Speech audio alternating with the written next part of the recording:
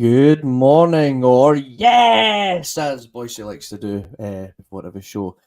Welcome to the Bhoycie Bus. It's the Sunday Blether. I am your host, David Logue. It's been a while, guys. It's been a few weeks, but I'm back. And as always, I'm always joined, except from that last time, Phil McGinley. How you doing? Hello. Yeah, I'm not too bad, mate. Not too bad. You're sounding loud and clear as well, mate. Well, so that's what I was going to ask. Can everybody hear me? Mm-hmm. Just put your hands up if you can hear me. Yep, okay, cool. Right.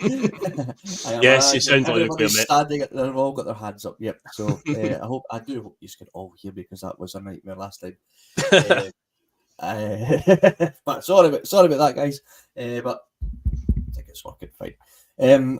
Before we get started, Phil, let me see if I can still do this. We need to do all that good stuff. So if you like what we do, give us a like, give us a share, slag the hair. Become a Bhoycie Bus member for a small cost of $1.99. All the content is absolutely free.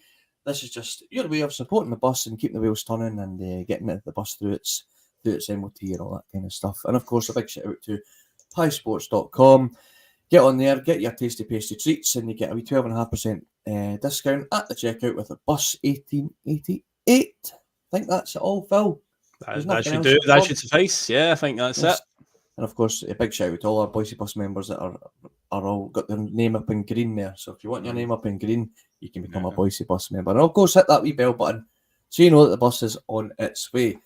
Phil, it's a roller coaster of emotions it's been since I've last been on.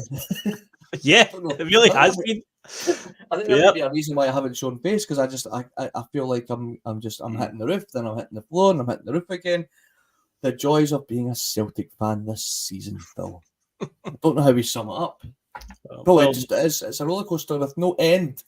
If we can't get off, when's it going to stop? Just come on, guys, get back on track. But we have an opportunity to get back on track today, Phil, with a game against Livingston. I know you and the Punk Duck that you guys went into depth about that game and what we could face, but let's talk about it a wee bit more. Are we all excited about it today? Are we looking forward to watching the game? Because I can't help but admit that I've struggled to look forward to the games lately, because I just don't know what Celtic we're going to get. Now, I've not had my say on the Hearts debacle, which is what it was. But I can't put it all on the players at that result. Obviously, we all know that there was a bit of refereeing decisions that were questionable, to say the least. But the referee didn't miss that penalty, and I can't help but feel if we've got to be taking those penalties. We can't miss 5 out of 10 penalties, Phil, if you want to win a league. When they're gifted to you, that was gifted to us, because I don't think that was a penalty. If I'm being honest, I'll take it all day long. But I mean, I can see why he gave it. I mean, I thought Yang was very clever, if I'm being honest. But I mean, would you say he bought the penalty? No, but the referee gave us a penalty. But we've got to be taking that, Phil. But back on track. I've not been looking forward to the game, but now that it's Sunday, it's here. Of course, a wee bit at the back of the head's going, come on, Davey. Celtic's playing the day. We are excited. We are excited, Phil. Come on, we are really, aren't we? Oh yeah, of course. Yeah, thrilled for a Sunday 2:30 kickoff at Celtic Park. I've got that to look forward to this afternoon. It's I obviously gave a bit of opinion on Friday night, and I asked that question to the chat saying, are you excited about it? Because I can understand there is a undercurrent throughout the fan base, if you go on social media, who are just like, get this game so far away right now. Like, honestly, it's like, this is not what we need. We need to be bouncing back in the league, because the Scottish Cup is basically the second prize right now. But as it stands right now, David, a double is still on the table theoretically. Whether Celtic will go and actually win it, well, it's in their hands to do so. They have to find some sort of form soon. I was saying Friday night to Liam, it feels like every week goes by now and we talk about, but if Celtic win all the remaining games, they'll win the league and they'll win the double and all that. And then the next week goes by, you're down another game and you've had another bad result, but it's just like, but wait a minute. If we win all remaining games, well, we're going to win it. So yeah, it's like, it's only so many times this can happen, but we now find ourselves in a position where it is getting to the point where it is do or die now. It is win or bust, and yeah, if Celtic want to go and win the double, which, given how things have went for the last few months, the idea of us winning the double at this point would be an astounding finish to the season. But hey, it's still there to be done. Brendan and the boys to find some sort of magic, because maybe today could work as like, maybe we do need a game like today, a chance to maybe try something new. Because I mean, I know this could be famous last words, right? But I feel like we will be okay against Livingston today at home. I think we'll do fine against them. If it was Almondvale, I'd have a wee bit more, this could be a bit tricky because of the old plastic pitch leveller.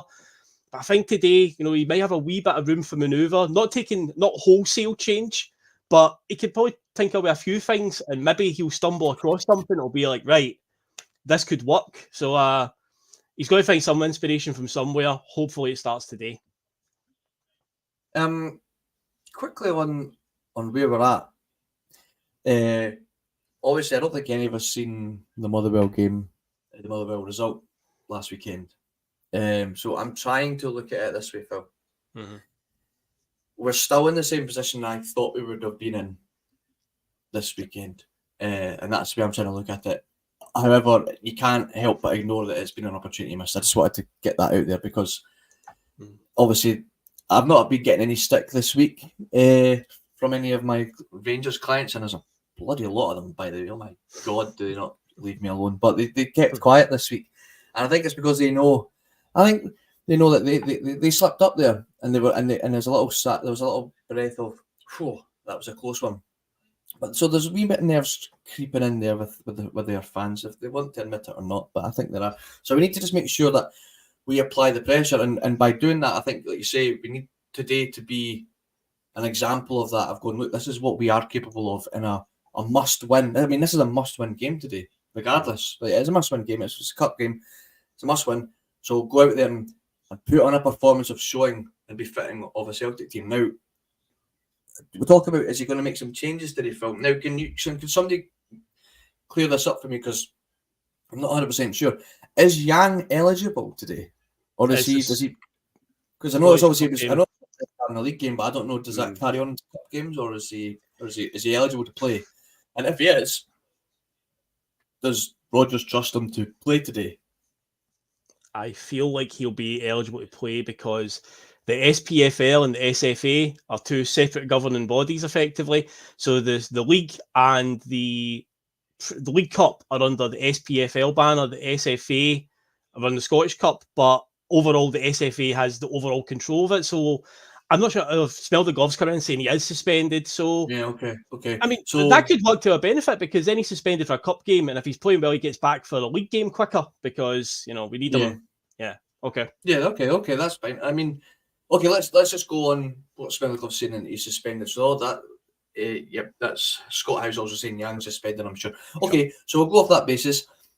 So who comes in then? Does Maeda move over to the right to allow Palmer back into the squad, or do we give Kuhn the opportunity from the start today to show us that we haven't wasted even more money on a winger? Who would you? What would you rather? Or do we do what Terry's been suggesting on the bus?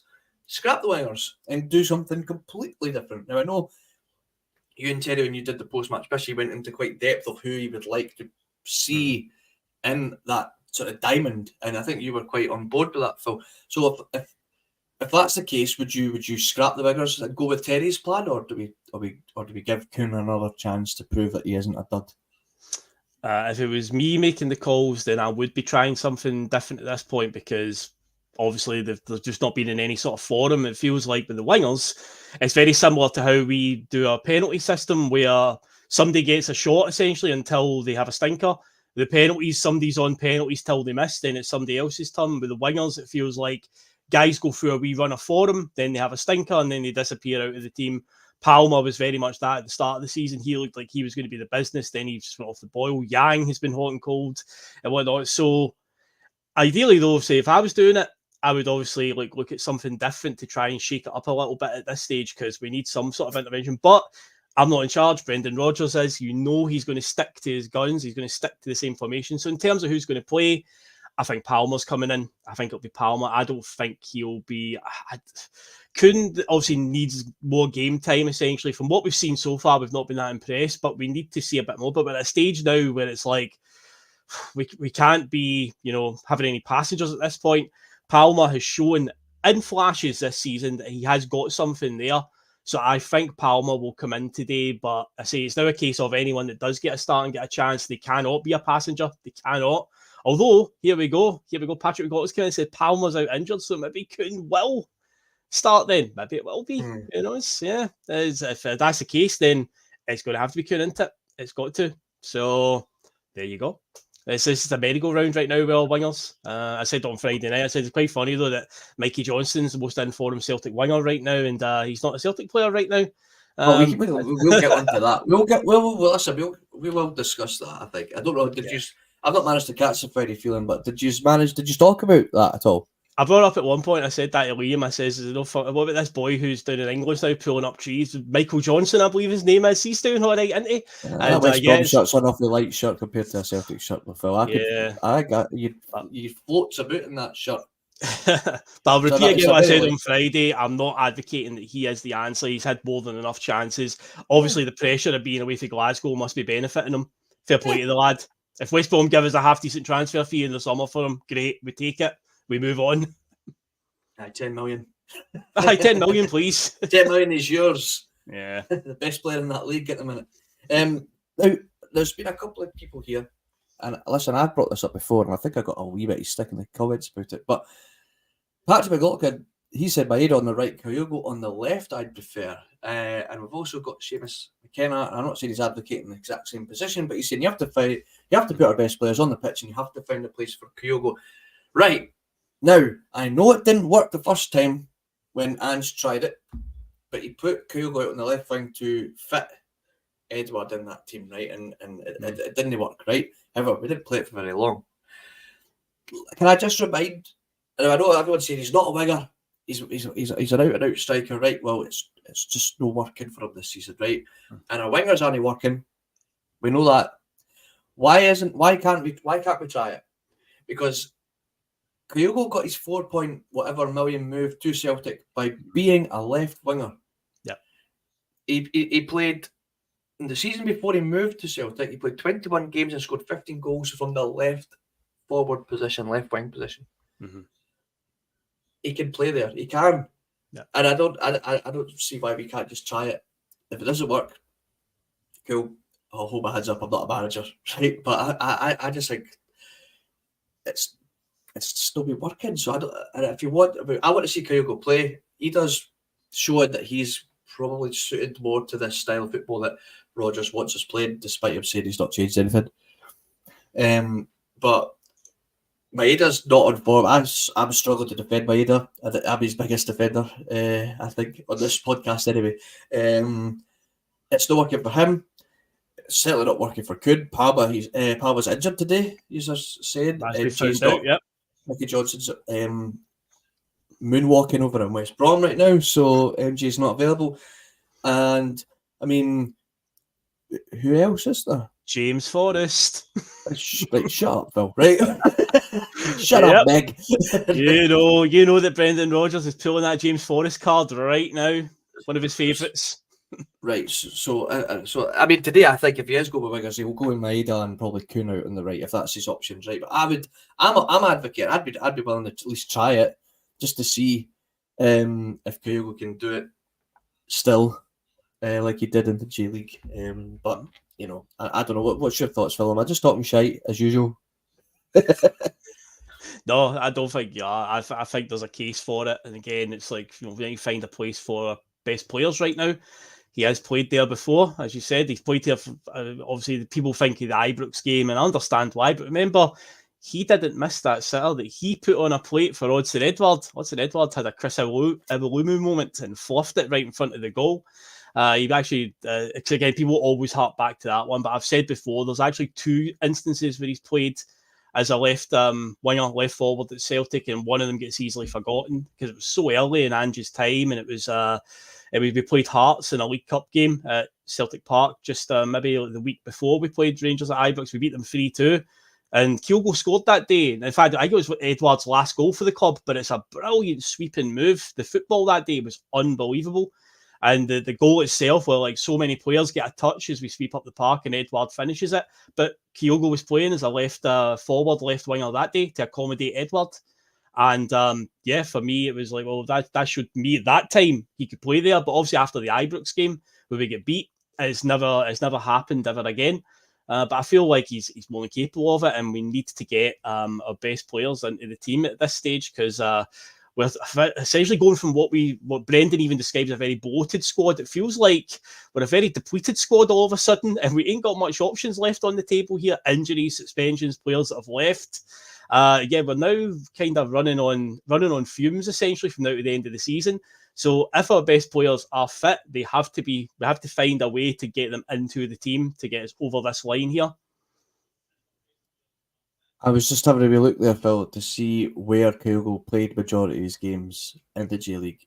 And he's actually played. He played a majority of them on the left hand side. However, he did play a lot. He did play a lot as a centre forward as well, and he'd also played as a right winger as well.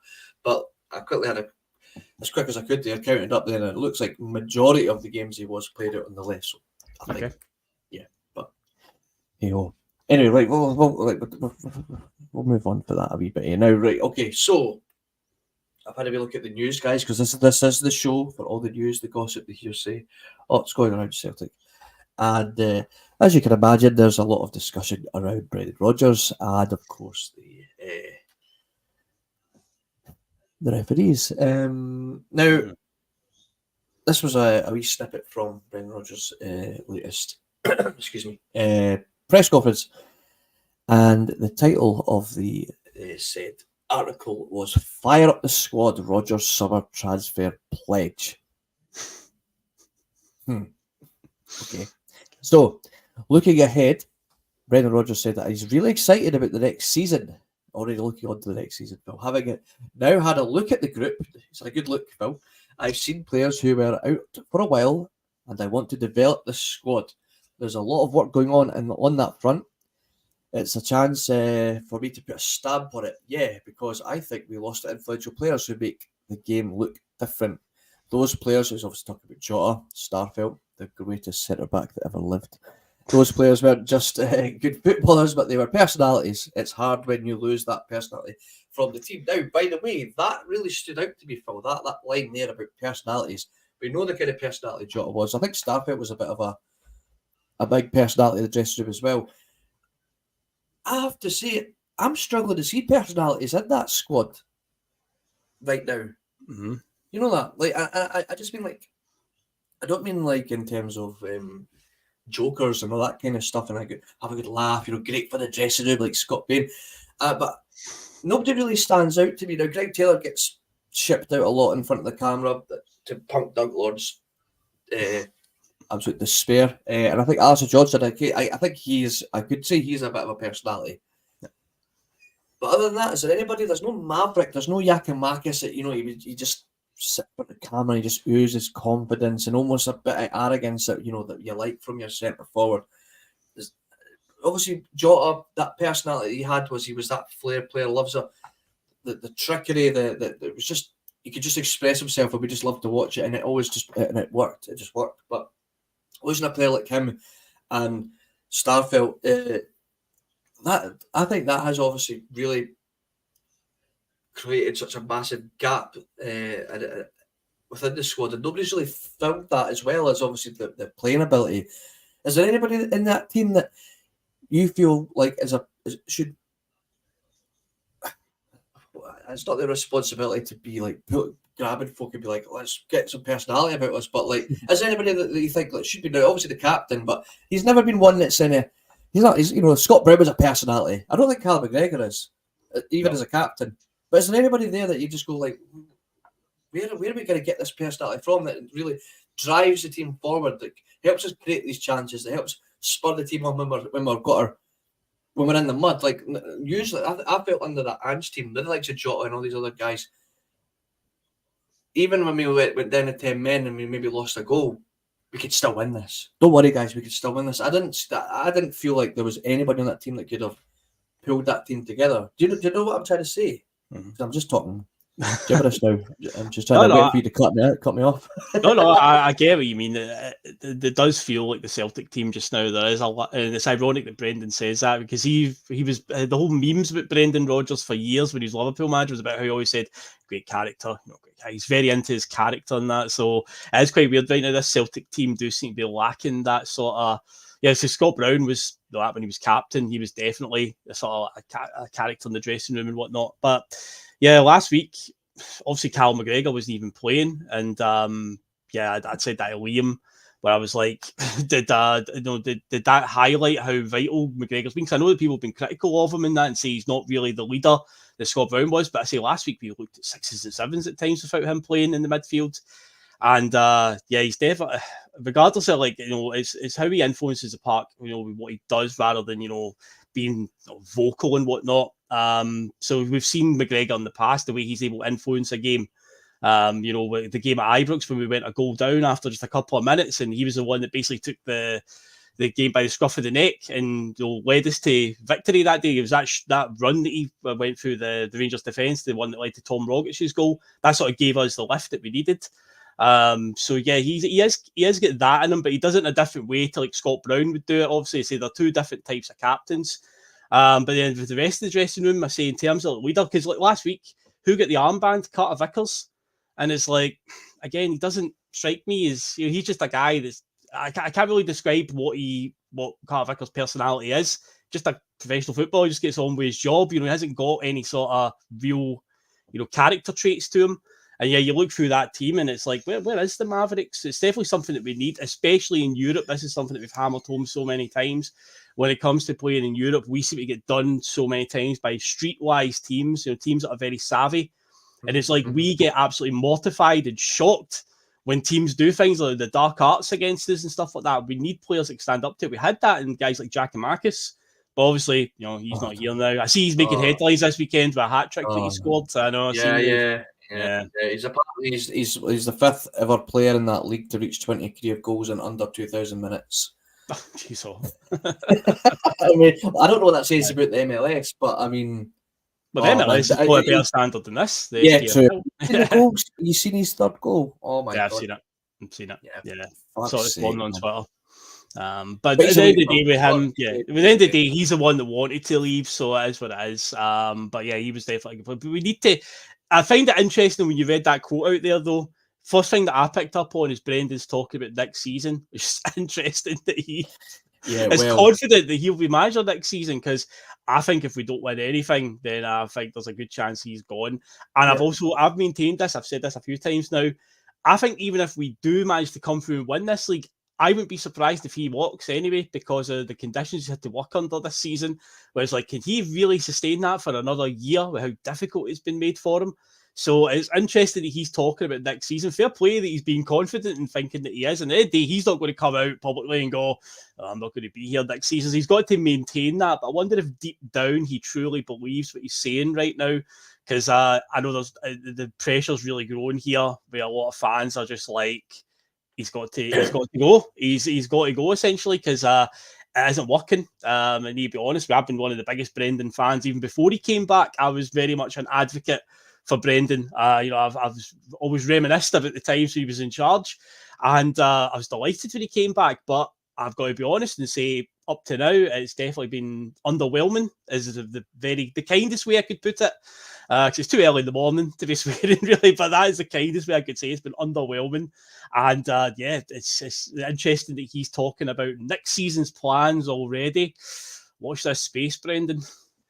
Yeah, well, it's funny that you say that, because there was an article today that I read this morning, particularly for the show. Now, Football Insider is one of these ones where it's like, you could always take with a pinch of salt, Football Insider. But it was... this is what they had to say. Okay, so Celtic do not consider Brendan Rodgers as a long-term manager of the club, sources have told Football Insider. Those pesky sources. Speaking to the new edition of Football Insider's Insider Track podcast, Scottish correspondent Daniel Bowers revealed that there have been too many on-field and off-field issues during Rodgers' second spell at Parkhead, which could force the board into a decision. It's believed that the board are likely to sack the former Leicester City boss if he fails to win the league this season. but his position remains under threat regardless. Now, like I said, it's Football Insider, so we'll take that with a pinch of salt. However, even as fans of the club, Phil, you said it yourself, you're not convinced he might even be here next season, regardless of a league win. So, you know, you can take what you will from that discussion on that podcast by Daniel Bowers. But I've said it as well. Like, I wouldn't be surprised if he was like, "Fuck this!" Like, I'm not. Even if he wins it, it makes you start to wonder why Ange was so keen to obviously the Premier League was calling, but I wonder if Ange's seen it coming, Phil. You know, like that. There's something you are starting to creep into old habits here, and I'm not interested. And I can't help but feel that Rodgers was just too happy to come back to Celtic to try and amend some wrongs, right some wrongs that when he left the last time, and I think maybe the heart ruled his head that day, which it probably would with us all, especially if you're going to be once again the highest paid manager in Scottish football history. Yeah, there's a good chance as well that he's maybe underestimated that a wee bit, where he's obviously thought about what he achieved the last time. And again, I see he's justified in thinking that way, because again, why wouldn't you? You know, you've got to have a bit of belief in yourself, and if you've already done it, you know, you're going back, you may have thought, this will be an easy enough gig. But the way the season started, you know, we had a few slippy results, but then they, as in Rangers, obviously had a few worse results, but then they addressed their problem and quickly identified that Michael Beale was an absolute con man, which, to be fair, we were saying long before that. But you say that to a Rangers fan at the time, they just stick their fingers in the ears and didn't want to listen. But they obviously addressed their problems. They made a change at the time when they did, and obviously couple that with us having some stumbles, especially around about the Christmas time. We've played ourselves right back into a title race now, whether we like it or not. We were sitting 11 points clear at the start of December, and yeah, we've caused this ourselves essentially. But yeah, now Brendan's like, at the start of the season, remember he stood there in front of the stadium and says, "For all those people who doubt me, I'll see you back here in May." And at the time, I was loving that quote. I was like, yes, good man, because again, he's justified in saying that. But again, didn't see the events of this season coming, with them making a change over the city, and it's all worked out well for them so far. So now we're dug into the trenches. We need to find a way out of this now, and it's going to be touch and go from now to the end of the season. An uncomfortable ride. You said at the top about it's been a roller coaster. Yeah, the roller coaster isn't slowing down anytime soon. It's a few corkscrews and the loops and all that stuff still to come, I think. Interesting question, and I've questioned this myself as well, Wolftone. Wolftone has said, "Do you trust Rodgers to build a team when he can't pick his best 11? You know, Rodgers doesn't have the best track record, I don't feel, of actually buying players. Like we've said that a few times. I think majority of people would agree that even his first time around, signings weren't amazing. There was some gems like Odson. I don't put Dembele in that bracket because I'm sure Dembele was on his way to Celtic regardless if Brendan was coming in. There's conflicting stories there. However, I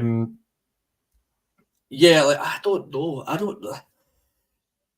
I think he needs help with building the squad. I do, because I think he's got his guys that he trusts. Like he brought in Scott Sinclair, who he'd worked with before, and like I said that he's not done that this season at all. He's not managed to bring anybody, but I don't think anybody that he worked with at Leicester fitted the profile that he was given to sign. If I'm being honest, now that it's been revealed on what the signing policy was, nobody at that Leicester side would either was affordable or fitted the profile. But I've said it a few times, like just to friends and stuff, and not on here, that I'm like, I just don't know if I trust. Like Ange came in and we just had to trust that Ange knew what he was doing, and he knew the kind of player that he wanted to rebuild that squad. How many of us trust that he's capable of rebuilding a squad when the track record hasn't been amazing in terms of signings? And of course, Mark Lawwell has left the club, so we're going to be looking for a new chief scout. Could we get a sporting director? Is that going to be a possibility yet? Like somebody that can work alongside Brendan to identify players? Because I've actually got the list in front of me of all the players that were signed under Mark Lawwell, and it's not for fun reading at all, which we could dive into. But do you trust Phil? Do you trust Brendan to build a squad. I trust you to build a squad, Phil. I've seen your ultimate teammate, but they're all retired, to be fair. But that's true. Yeah, a lot of icons in that team. Yeah, a lot of people are part. We'll move on. But do you trust Brendan to build a squad next season if he is indeed here? I trust him. Yes, but the people above him is what I don't trust, because evidently with the way the Celtic transfer system works, it's not really the manager that's always getting the final say. It seems to be we need a wholesale change. I mean, obviously, with Seamus McKenna saying there, BR is Desmond's man. He's already sacked Minnie Lawwell. Wouldn't be surprised if there were changes on the board as well. Yeah, there has to be a root and branch change at Celtic with from top to bottom with the recruitment, the board, whatnot. Because, yeah, Brendan Rodgers, I think, is a good enough manager. But, yeah, the tools he's got to work with right now just ain't working. I've seen Brown Warrior saying the comments, and again, this is where Brendan contradicts himself. Talked about how he watched Celtic the whole time he was away, and then he came back in at the start of the season and talked about his style isn't that different from Ange's. I was like, if you've watched Celtic for the last couple of years, then you should surely know that what we're doing is working. Just kind of do that, maybe with a slight tweak. But it seems like he's gone in the polar opposite direction. So it's like, I don't understand at times when he's saying, oh yeah, I've been following, the team. So it feels like, yeah, you've kind of shoot yourself in the foot with that one, Brendan. I do think he has shown, though, over his time and different jobs that he's had, that he's got something in. He's a good man manager in terms of like motivating players and can bring players on. But yeah, it's the people above him right now in the recruitment team. We need a huge turnaround. In that sense, before I trust him. If you ask me just him, then yeah, I do. But the problem is I can't just put all my faith in him, because there's too many outside factors right now around him that I feel are just going to stop him. Like I said last week when Lawwell was announced that he was leaving, or gardening leave, whatever's happened with him, if he's resigned, garden leave, whatever it is, but he's going in some capacity. I said, that sounds good. That sounds really great, like a bit of progress in the right direction. But for me, I will not get excited till I see what the next move is, David, because with the club right now, I don't know what it is. Are they going to do an extensive search for a new person to take that position, and then the second name happens to be Strachan or Lawwell? Is another one going to like regenerate out of nowhere? What's going to happen? Another Strachan that we've never heard of going to appear and take the job. So I need to see what Celtic do next before I start to get excited about recruitment and whatnot. So yeah, we need to see. At the moment, though, yeah, do I trust Brendan? I think he's got it in him, but yeah, there's too many factors around him right now that are going to be a problem, I think. Yeah, I mean, it's the fact. What's your thoughts on the fact that Mark Lawwell's left now? Like, what? Like, is it the right time for him to leave? I mean, I think he needed to leave, right? But was this the right time now to get to embed somebody in now to start the scouting process? Obviously, surely the scouting team are been looking at players anyway, and they'll bring these guys forward to the new head man for Brit to assess and then to give to Brendan. I think it's probably the right time for those exact reasons. It's just, was it a way of trying to go like, look, we are making changes that we know that he's aren't happy about? Was it trying to just appease the fans? Or we need to do something. We can't sign anybody now because we've missed that boat. What else are they moaning about? That's kind of that's how I feel the board look at us. Say, what are they moaning about now? Right, okay, well, we'll just get rid of Mark then. We'll get rid of Mark Lawwell. That'll cheer them up a wee bit. Trying to almost distract us from the fact that still the performances just haven't been there. It's a whole mess at the moment with the way the stuff constructed at the club and the board and whatnot. But yeah, with the Lawwell going, damage already done for me. Like when there was talk of him going before the January window, I can remember in the run-up to January, there was a few murmurs, you hear it, we talk about WhatsApp groups, CSC, these rumours that do the rounds about, Lawwell's going to be leaving. So I was like, well, the January window's coming up, surely you go now before that happens. But then January window came and went, signed Kuhn, we signed Eder on a loan, and then he's now resigned, gardening leave, whatever, now after the damage is already done. And it's like, well, what's the point? What is essentially the point? So again, it's like, ideally now, yes, they do need to be looking at getting somebody announced like soon. It can't be, right, we know he's leaving and they don't announce anything or get anybody in place until the summer. Because again, there is I know a few people have said in the chat that they still think Brendan will be here regardless and whatnot, but there is a chance that we might be looking for a new manager as well. It could happen. Again, you don't know how things are going to go. Nobody thought Brendan was going to walk out in us the way that he did in 2019. Nobody thought Ange Postecoglou was going to leave. Sometimes situations change. Brendan might very well just finish up the season and go, despite his words of I'm doing 3 years or whatever. So realistically, they might have a few things to sort out in the summer. And that's putting aside the stuff that he's done with the playing squad. That's another thing as well. So right now, they need to be prioritising making sure that they've got the best candidate coming in to take that position that Mark Lowell had. And I believe Lowell wasn't the only one that went. There was somebody else, a guy named Joe Dudgeon, I believe, who was like the chief scout. So like Mark was the head of recruitment, and this guy Joe Dudgeon was the chief scout. So the two of them have went. So they should be getting those positions filled like now, so that they can get a head start essentially before the summer window. And get looking at trying to identify targets and whatnot. I mean, ideally, from a consistency point of view, I'm not saying I want Brendan, sacked and all that. It's like ideal for consistency. You want everything to just continue as it is, so Brendan stays, because obviously if a manager leaves, that's going to cause massive disruption. So if Brendan is definitely going to be there next season, he needs to sit down with the new guys now and start identifying targets. And we cannot have this situation again where we get to the last day of the transfer window and we're scrambling around. It's like, how often do we say it? Be proactive, Celtic, not reactive. So they need to have targets identified and go out and get them as quickly as possible. We did it for a couple of windows under Ange Postecoglou. Well, we did it there. We actually changed tact a wee bit, and it done us the world of good to do that.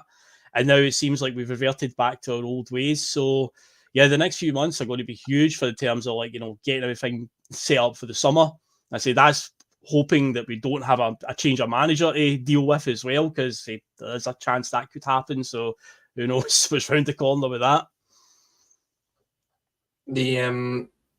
Just want to quickly look at the players that were under Mark Lowell, that came in under Mark Lowell. Jesus, man, this fly back my throat. I'm going to pass out on camera here. So this is who he has signed. So Alexandro Bernabe for a fee of 3.65 million from Lennis. If that's led to believe the real fee, I think there's a bit. We're not too sure if that's correct. He played 28 games with 1 goal, 3 assists. He's now away out on loan to Brazil. So yes. Cheers. Thanks for coming. Alistair Johnson, 3 million from Montreal. When this was written out, 50 games, 2 goals, 5 assists. He's our first choice right back. So give you a wee thumbs up there.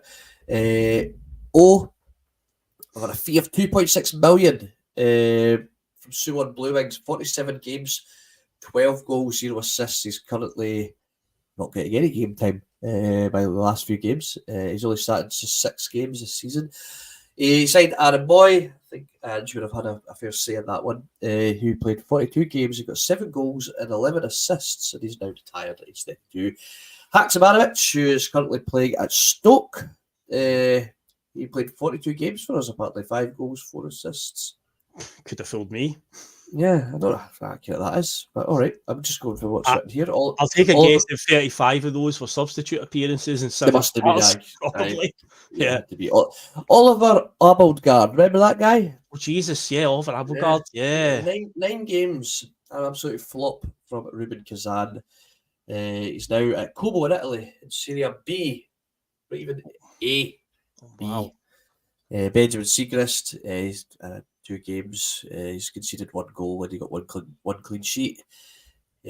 Nowhere to be seen. Tomoki Iwata, 650k, was on loan we had to buy him from Marinos. He's played 30 games, 1 goal, 2 assists. Of course, his loan was turned permanent. Mortis Jens.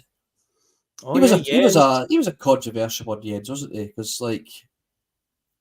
he didn't do anything. He did all right. I don't think he was spectacular. I don't know if his loan needed to be cut short as quickly as it did, but he's now at Wolfsburg, the greatest team in Germany.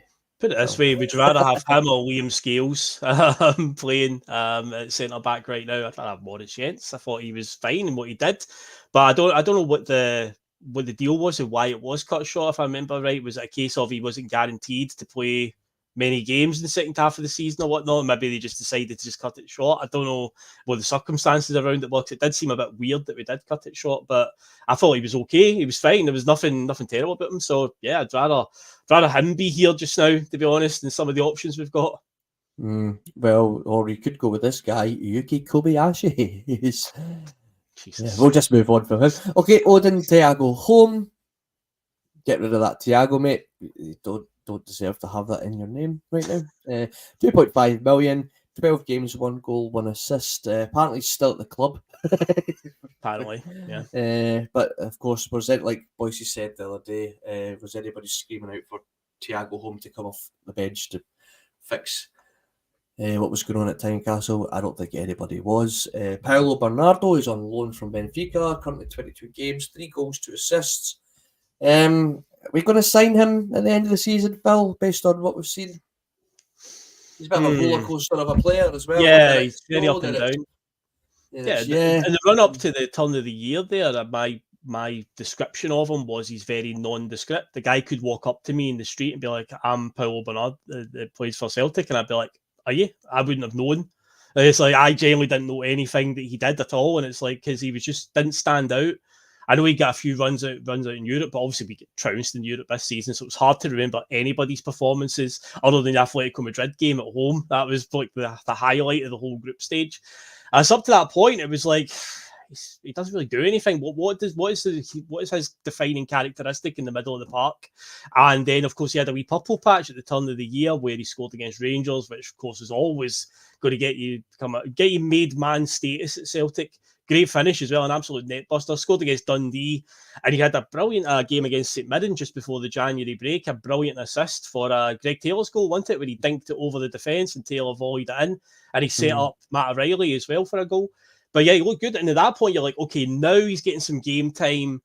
Because again, it's a bit like what I said on with the wingers, where it feels like we've got a sort of merry-go-round right now, where a guy gets a run in the team till he has a stinker, then he drops out. And the big dilemma was with Hitate's injury. It was like, who takes Hitate's jersey permanently? And it's like Bernardo got a wee shot there, and it looked like he was going to be it. Now he's dropped out. Now Waters back in the team, and it's like, well, Waters going to get a wee run now. So with Bernardo, I don't know. I think he is a good player. I think there's definitely something there, and he's shown it, but I don't know if we'll pull the trigger on that one.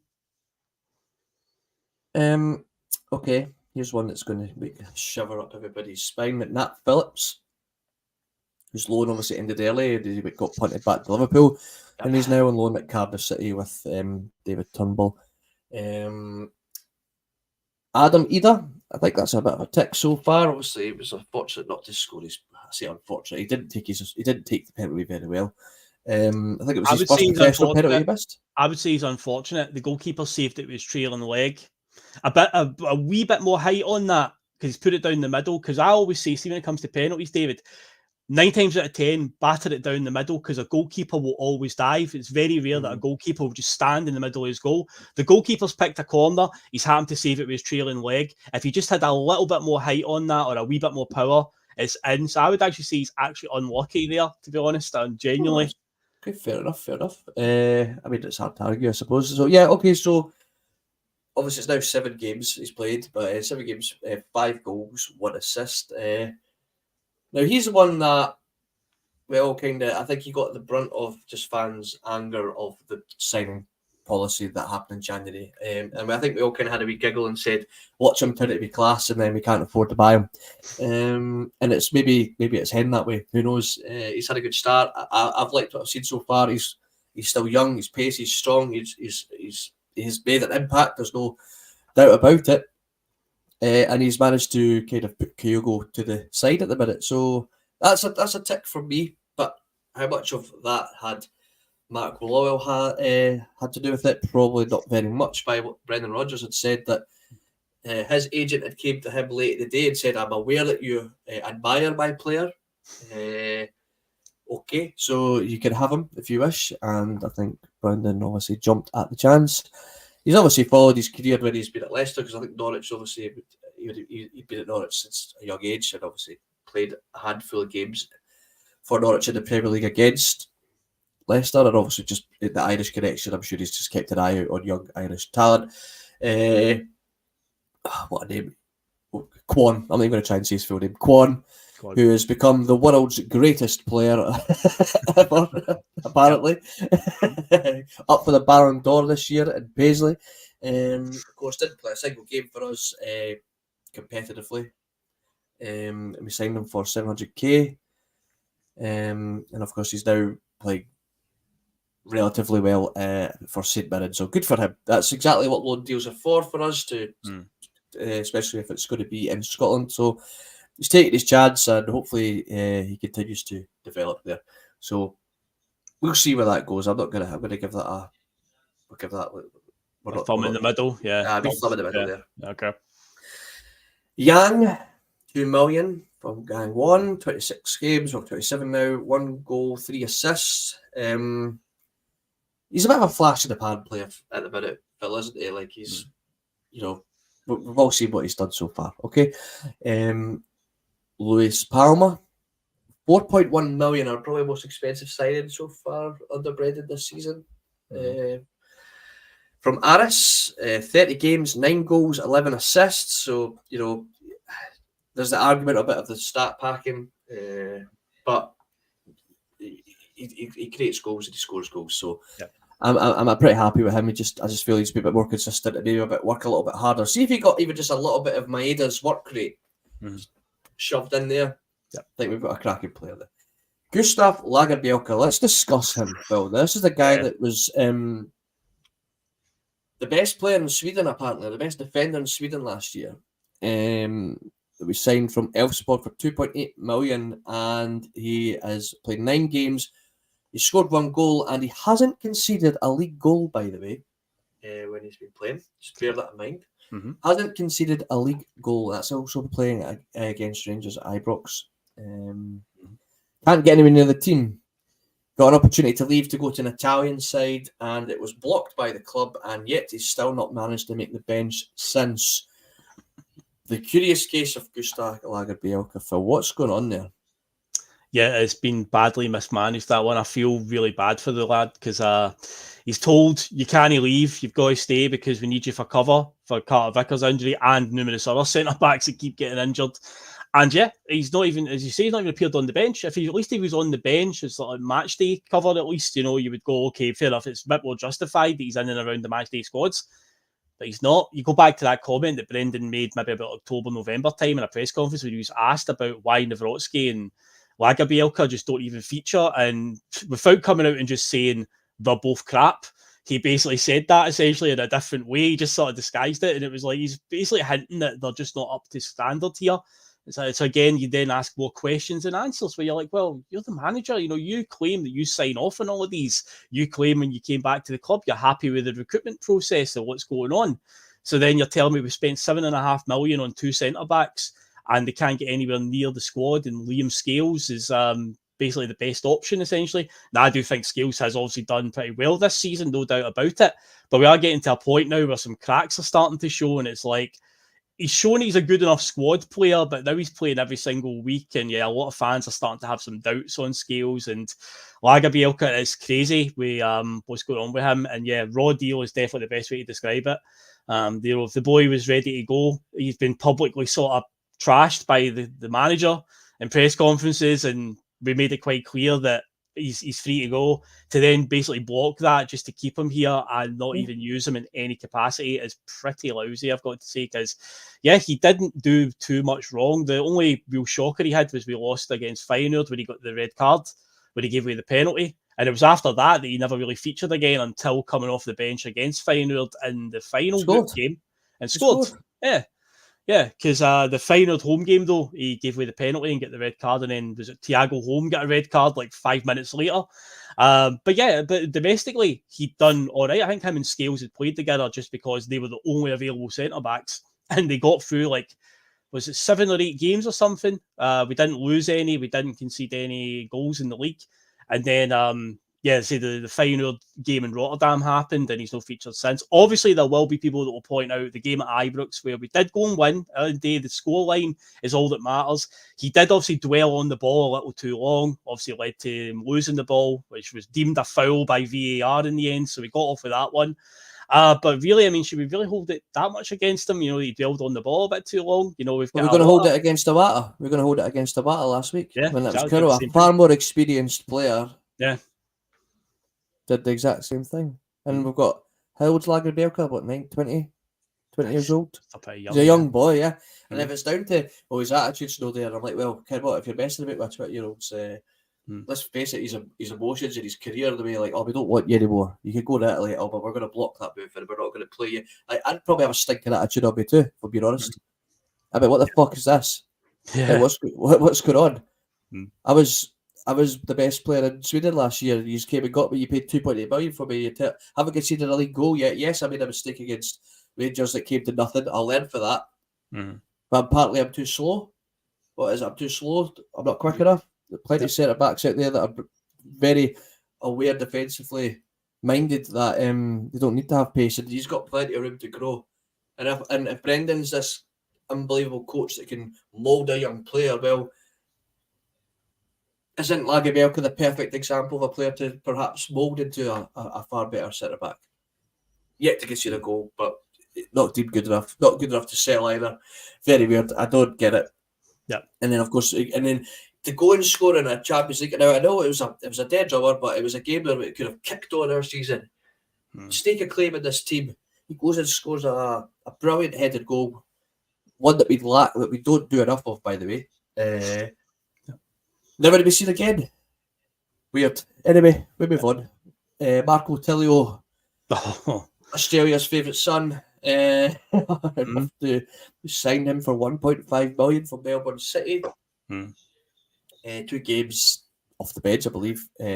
0 goals, 0 assists. He's still managed to get called up to the Australian national team, despite not playing any games. A lot of fans felt he wasn't given the chance.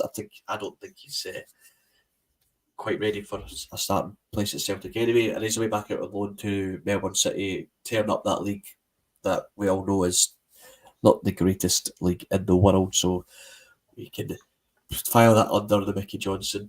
Maybe just suits those different those types of league games. But yeah, that's the list of Mark Lawwell's signings that I have in front of me. Not many there that you'd hang your hat on to push forward and win us when we really win a game when we really need them to. Maybe a couple, but yeah, it's not the best reading, is it, Phil? And yeah, I don't know where we go from here. Like I said, like not exactly massive shoes to fill whoever comes in, but Jesus, God, we need to. Certainly needs to get better. It needs to be a huge overturn in the summer. The approach that we've got to how we recruit has to be a massive overhaul here. And yeah, what we've done. And I try and figure it out in my head in the timelines to where this skewed off, because there was a point in time where, because a lot of people home in on the transfer fees we're paying for these players, and you know whether they've heard of them or no, obviously can dictate what they think of them. And you go back to when Lennon was in charge the first time around, the amount of players that we signed for the 2 million and under mark that turned out to be brilliant is like Wanyama, Van Dijk was about that price as well, Kyle, Izagiri, Hooper, Stokes, Joe Ledley was a free transfer as well. You know, Fraser Foster was about 2 million quid as well. So these the players are out there, but somewhere along the line, the scouting has went off on a tangent. I reckon it's probably around the time Ronnie Dyler was in charge. It feels like we changed tact and it became a lot more project type players, younger players that were looking to develop and sell on, and more like loans, really utilising that Manchester City link that we've got. Essentially, that's when it was really rife, I think, under Ronnie. But the problem is here, the guys that did come in under Ronnie for the Man City one, this is one of the things that frustrated me most about that link, is most of them that come in are usually really, really good. Jason Denayer, Guidetti, Patrick Roberts, but they always seem to come without the option to buy, which is really frustrating. Because we always get to the point where we're like, oh, we need to sign this guy permanently, and they've never got any interest in signing for us permanently. Like I say, Denayer, I know we've tried to pursue that one. Guidetti was a real infamous one. He was on fire for us. We wanted to sign him, but so that loan, that option with the City one, and to be fair, we haven't utilised that in a little while now. So it feels like it's been going a bit cold. And maybe Mark Lawwell now being out the building, maybe we won't go back down that route again. Who knows? But yeah, somewhere along the timeline, it's really frustrating because I don't mind what price we pay for a player as long as they come in and contribute. And we have shown somewhere in time that we can pick players out in this market, this under 2 million market, that you've never heard of the player, and they turn out being brilliant for us. But yeah, nowadays it's a lot more misses than hits compared to a decade ago where we were doing the opposite. Phil, you brought up a name that I've not heard for a while, Patrick Roberts. Now, has any watched the latest Sunderland Till I Die documentary on Netflix? It follows, well, in the first 2 seasons, just follows Sunderland just spiralling out of control. The very first episode is when we scudded them with our B team. It's a great watch. Anyway, the third series is only it's a limited series. It's only 3 episodes, and it really focuses on their promotion back up to the Championship for League One, but they follow 3 players specifically. One of them's Patrick Roberts. And what he said on that was really interesting to me because obviously they highlighted how the loan system, especially in England, is broken and it only benefits the club and not the player. Yeah. And Patrick Roberts was seen as a victim of the loan market. And he goes on to say himself that he didn't feel that when he was going out on loan to any of these clubs, that any of them made him feel that he'd found a home, except Sunderland, and that's why he chose to sign for Sunderland in League One. And I couldn't believe that he said that because I thought, are you telling, like, you've spent a season and a half at Celtic, and I felt that the Celtic fans especially really wanted that to work. We really wanted to sign him. So if that's how he honestly feels, that even including Celtic in those listed clubs, that he just didn't feel like any of them were really making him feel like he had a home there. It was just a flash in the pan. I was just there, and then I was gone again, and I was moved on again to another club that didn't really show me that level of commitment that they wanted me as a player permanently. I just like, you surely can't be talking about Celtic, and if he is, including Celtic into that has to be coming from the board, because it certainly didn't come from the fans. I mean, still to this day, I think some people say, bring back Paddy Roberts. So I just thought that was, I actually sat up out my chair when he said that. I was like, no way has he included Celtic in that list of clubs that didn't make him feel like he had somewhere he could settle. Wild if that's the case. Yeah, that's disappointing because he was a fan favourite. I mean, we brought him back for a full year again because he did a year and a half. He had an 18-month loan initially with us. It started midway through Ronnie's second season, and he continued for the full season of Brendan's first. And him and James Forrest that season were bringing the best out of each other. And then he went back to Man City, and remember it was very late in the window that we've got it back. We got him back for another year, and they did a big unveiling, big the social media player PR7, yes. And it was like a drone footage flying through the stadium, and then it was like him in the dressing room with the number 7 shirt, which is a sacred shirt at Celtic these days. Number after the Henrik Larsson years, so you got given that. But yeah, PR7, I remember that hashtag. But yeah, we also did that second loan spell that he had was injury ravaged. Remember? Yeah. That was a real problem. If it's what my point I'm making there is, like, yeah, you're right. He wasn't offered a contract. That's so obviously the board weren't willing to make him feel like he had a home. So it certainly wasn't us as a fans. I think we all wanted him to. That's what I'm saying. Is the board? It's clearly been obviously it's been a board decision not to sign him, which was. But yeah, I felt that might have had something to do with it. Maybe they felt that.